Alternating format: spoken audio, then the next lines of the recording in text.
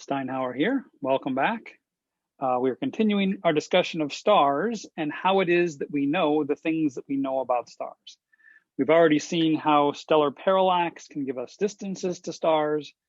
We've seen how we measure the brightnesses of stars and magnitudes and how we can use the brightnesses with distance to get the intrinsic luminosity of those stars. In this lecture, we're going to see how we can determine the temperatures of stars, at least at the surface. And we've already seen this at some level in the intro part of this class, where we're talking about light and thermal radiation. And we've seen how everything in the universe that has a non-zero temperature, and by that I mean everything in the universe, emits light. And how it emits that light is dependent on the temperature that that object has. For instance, this fire poker in the fire, as it heats up, it begins to glow, and the color, so it gets brighter as it heats up, and the color also changes as it heats up. And we codified that with a relationship and showed this plot earlier, where so this is for perfect radiators. They're called black bodies. And these are theoretical objects that don't reflect any light. They absorb every single photon that is incident upon them, and the only light that they give off is due to their thermal radiation. These things don't really exist in the real world, but some things are pretty close. And stars aren't perfect black bodies, but they're not bad. And so you can see, if you do have a perfect black body at different temperatures, how it radiates that light away will be dependent on what the temperature of that object is, and only that. It doesn't depend on what the composition is. It doesn't depend on what color that object is when it's not glowing. It only depends on the temperature of that object. And you can see some objects here at different temperatures. You can see a human at human body temperature, 310 Kelvin, emitting all of this. We are sitting here glowing ourselves. And in fact, this is how night vision goggles work. You're viewing light out here in the infrared where we are physically glowing. If you put one of these on at night and you can see these wavelengths out here in the infrared, everybody around you will be glowing even at night. As you get towards stellar temperatures, now we are emitting a decent amount of visible light, which is why we can see them in the sky. But two things happen when you increase the temperature of any object, and that is it is brighter at all wavelengths. So you can see here's a 310K human, here is a 3000 Kelvin star. This is normalized by surface area, but you can see that the light that this object is emitting is more than the human at all wavelengths. And the same with the sun, emits more than that 3000 Kelvin star at all wavelengths. And this hotter star emits more than the sun does at all wavelengths. So objects emit more light at all frequencies or wavelengths. Hotter objects, though, emit photons with a higher average energy. What does that mean? It means that the peak of this distribution moves towards shorter wavelengths the hotter you get. So the 310K human emits most of our light in the infrared, in fact, all of it. A 3000 Kelvin star has the peak of this distribution in the infrared, but there's still plenty of light coming out here in the visible part of the spectrum. The sun emits most of its light in the visible part of the spectrum. At least that's where the peak of that distribution is. And for a really hot star, 15,000 Kelvin star, its peak is out here in the ultraviolet. And so this changes the apparent colors of these objects, right? The 3000 Kelvin star emits more red light than blue light, and so it's going to appear red. The sun emits about the same amount of red light and blue light, and most in the yellow and green. And the synthesis of these colors looks yellow to us. A really hot star emits most of its light in the visible part of the spectrum at the blue end. And so those stars tend to look blue. And so we can use this information and the colors of those stars to get a rough temperature of the stars in question. And we talked about in the section on light, how this peak wavelength depends on temperature, and that was Wien's law. I want to talk about now the second part of this, the first part of this, which is that the hotter an object is, the brighter it is, the more luminous it is. And there's a law for that too, and an equation for that too, and this is that equation. Hotter object, the luminosity of an object, let me define these terms. L is the luminosity of an object. And let's just write down some units, because it's always a good idea to think about the units of these things as writing them down. Luminosity is energy per second, or energy per unit time. So in standard units, that would be joules per second. Area, capital A is the area, and specifically it's the surface area of that object.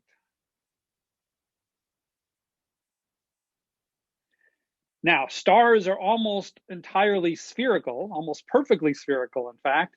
And so we can just put in here the surface area of a sphere, which would be 4 times pi times the radius of that sphere squared.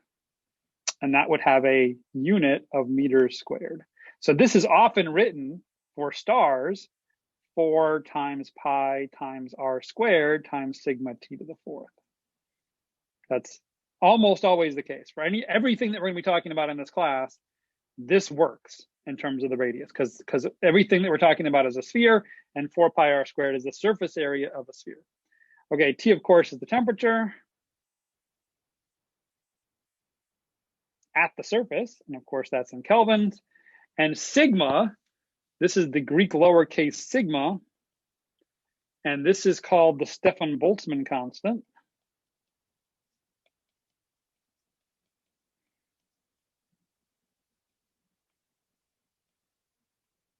It's a lot, but it's just a constant, it's just a number. And the value of that number is 5.67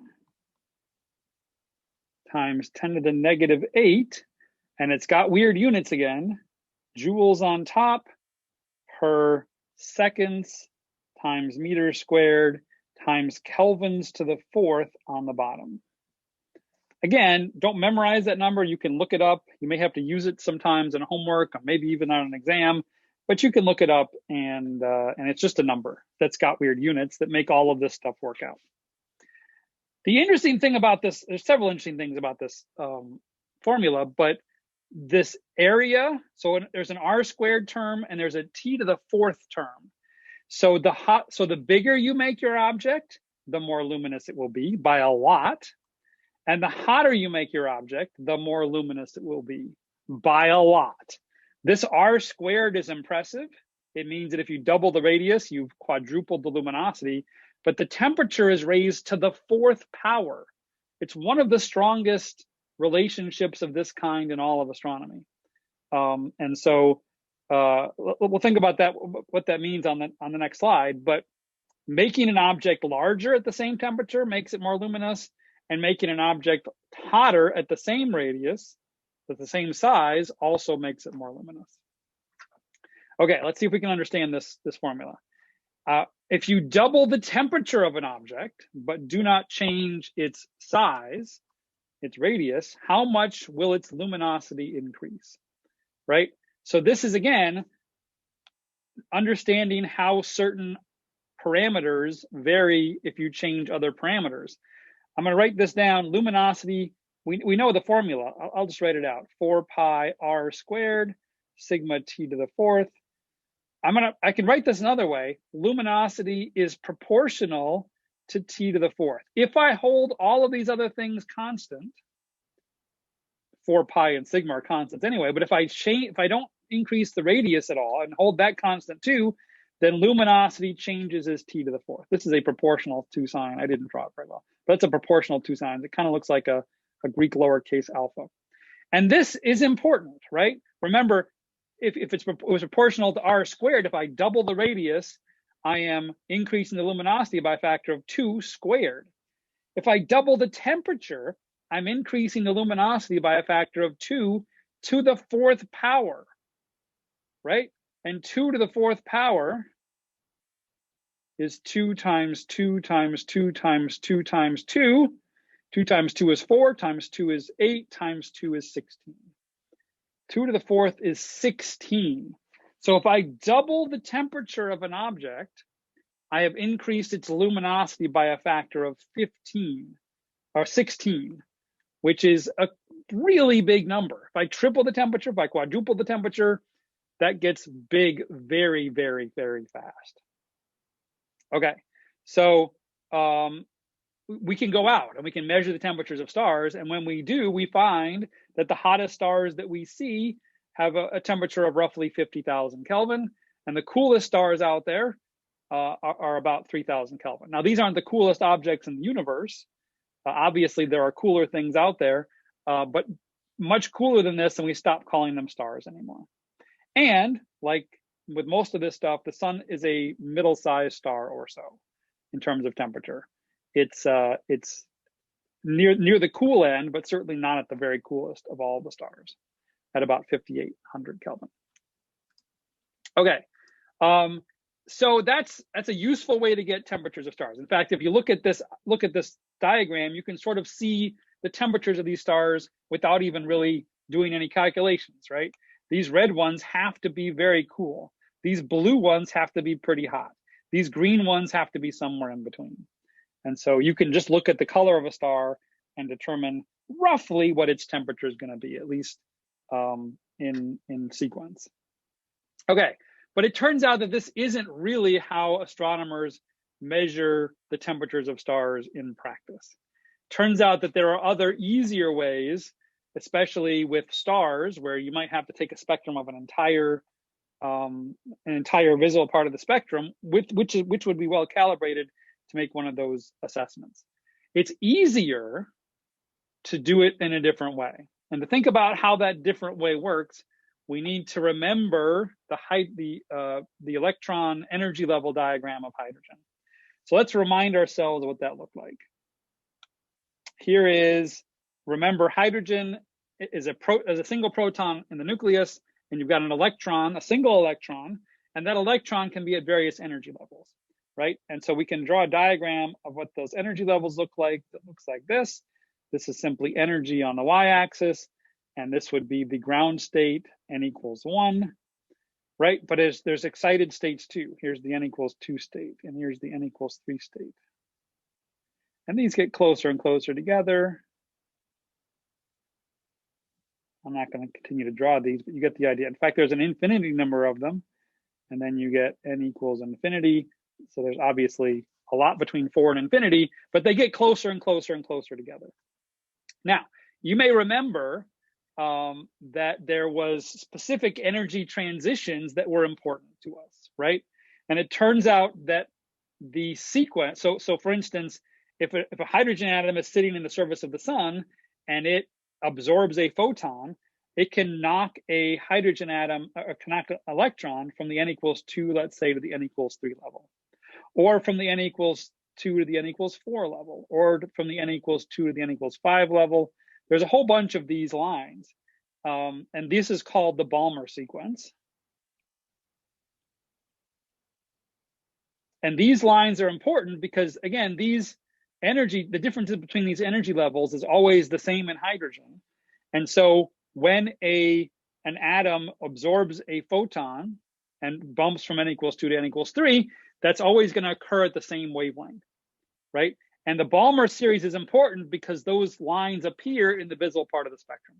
They were the first hydrogen lines that were discovered. They're still the easiest to observe today, and those are the ones that we usually are thinking about.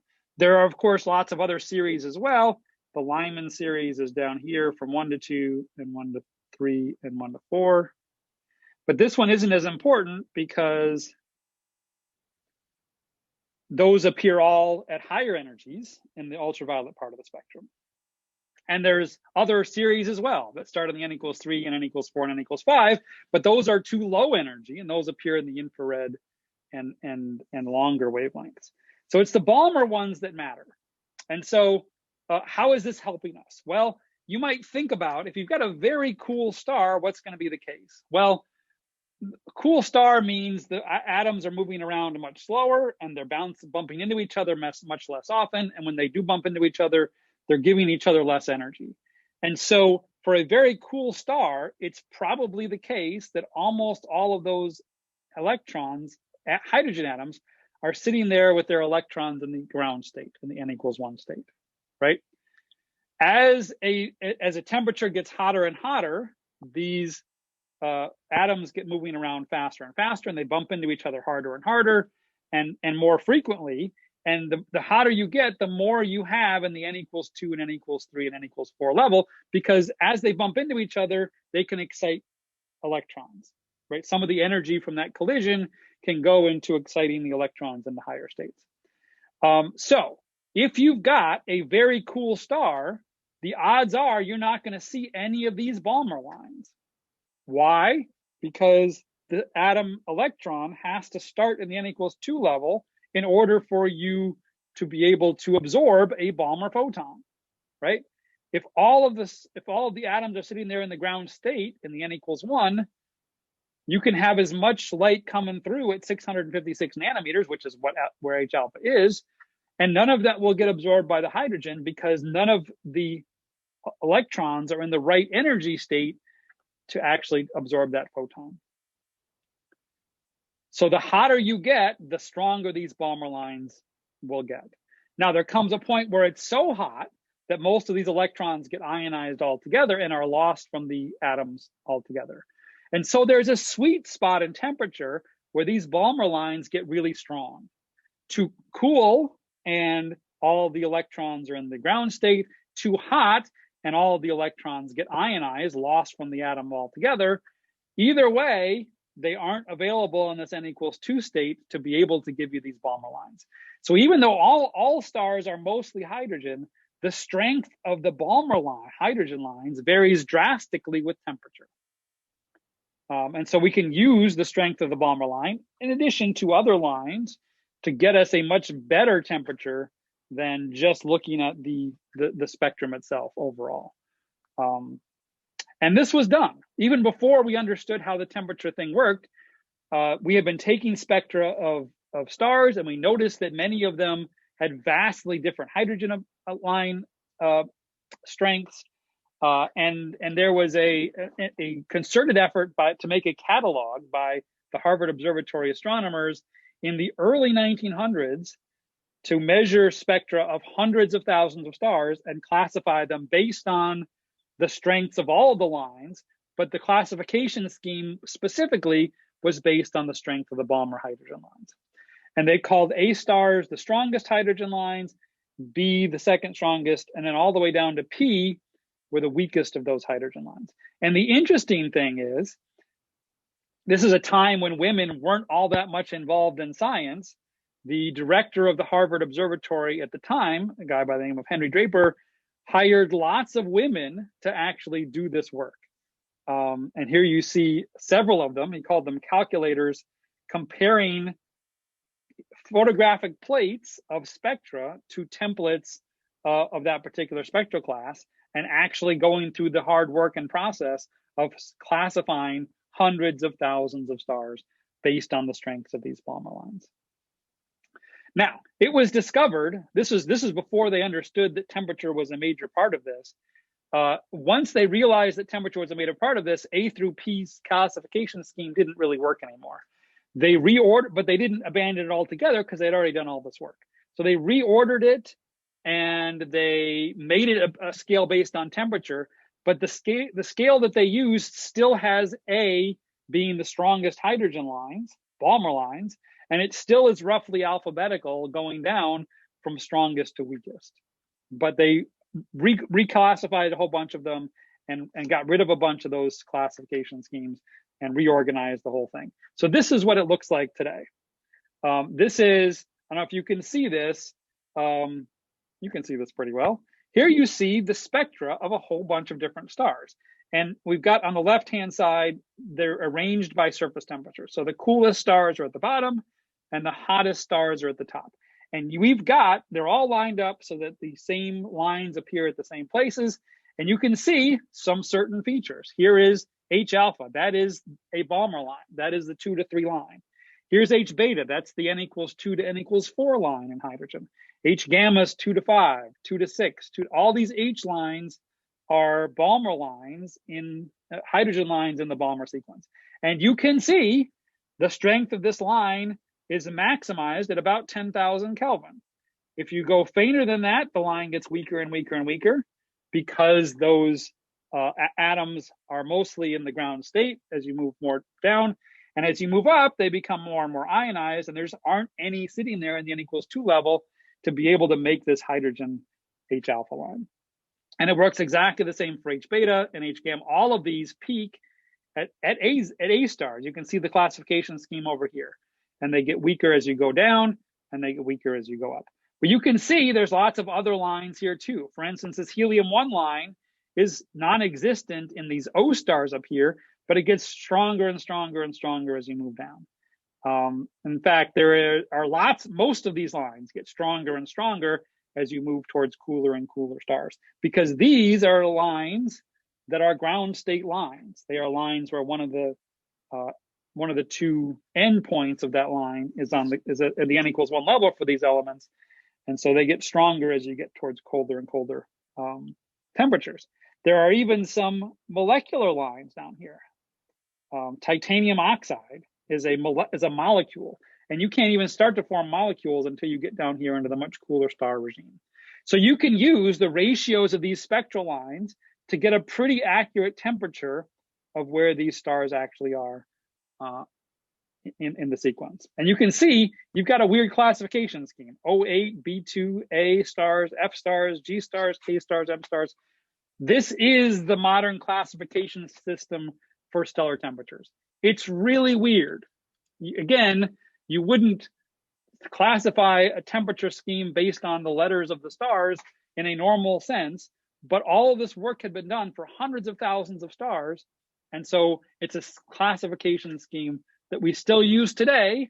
And therefore, it's a classification scheme that you as intro astronomy students need to know about. So here it is, the classification scheme as it is done today. In order from hottest to coldest, it is O, B, A, F, G, K, M. O being the hottest stars and M being the coolest stars.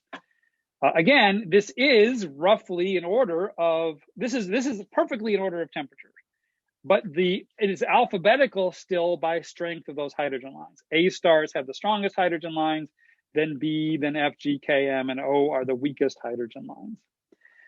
Okay, clearly this isn't something that you're gonna just remember off the top of your head. You need some sort of mnemonic if you want to remember this thing. So there are lots of them out there.